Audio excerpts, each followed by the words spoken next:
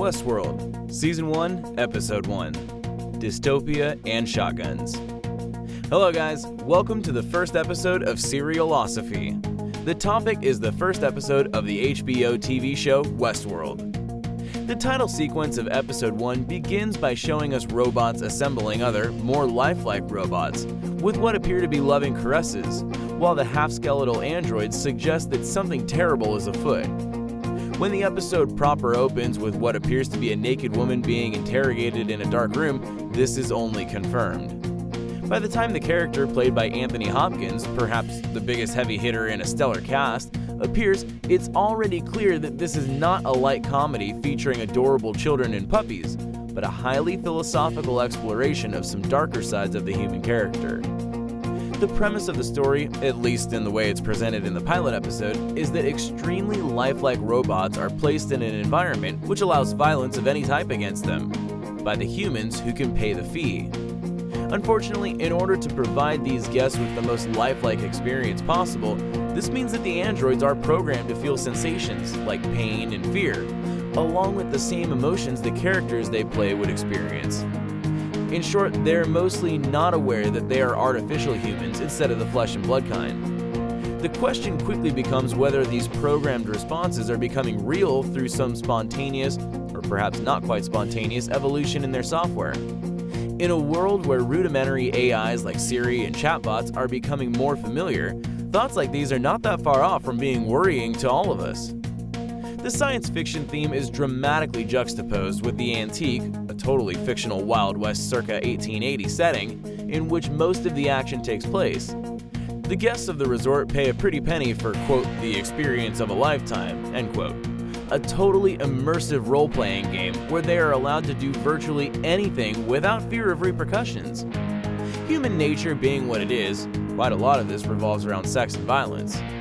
The host's androids are pawns to be played with at the customer's whims, and any damaged units are simply repaired and placed back into circulation, supposedly with no memories except those programmed into them. This repeated brutality is hinted at as being the cause of the malfunctions, though the plotting is far too intelligent to simply tell the viewer what is really going on, right in the first episode. The resort staff cynically treat the hosts as no more than machines, exquisite in their realism, but of no more ethical importance than a screwdriver. While the host's every day is guided by plot lines devised by their corporate lords, visitors can choose to play either a white hat or black hat characters. Not long into the episode, we're confronted by one such black hat who is apparently interested only in murder and rape. Easter egg, if you're familiar with the original Westworld movie, you'll recognize many of his lines. He can't be hurt by any of the hosts, regardless of his actions, a fact of which he takes full advantage. While by no means all of the characters are pure evil, the script writing makes no bones about confronting malevolence. Dramatically speaking, this initial delivery of the story, directed and written by James Nolan, screenwriter of both Interstellar and The Dark Knight, is everything you would expect. There's a lot going on, so it's not advisable to ignore a single line of dialogue. The circular nature of the hosts' lives, plus occasional sentences from their nightly debriefings, allows the horror of their situation to be depicted subtly yet fully. It's made quite clear that the androids are machines, yet their roles will quickly gain the viewer's sympathy. Aside from the interactions between guests and hosts, we learn something about the relationships within the corporate structure of Westworld, setting the stage for a whole different level of plot lines.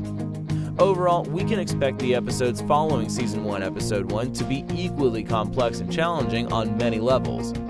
Despite the defense exposition in this pilot episode, we're left with more questions than answers, and we can expect the series to reveal these fun facts as slowly as possible. What was the incident at the park 30 years ago, if not only an homage to the movie?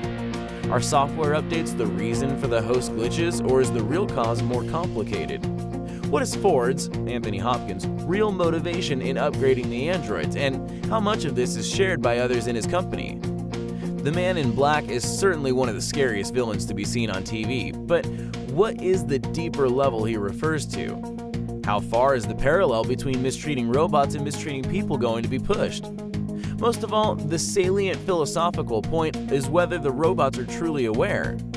For best results, watch this show with a friend or partner you can discuss the philosophy with. Altogether, we can look forward to a series, or 3, offering exceptional cohesion and attention to detail that intelligent viewers will not want to miss any installment of. But children should probably wait a few years before trying this one on. Even us older ones might be forced to confront uncomfortable truths about what we might do, if given the opportunity. This was Serielosophy. Binge watch your life away.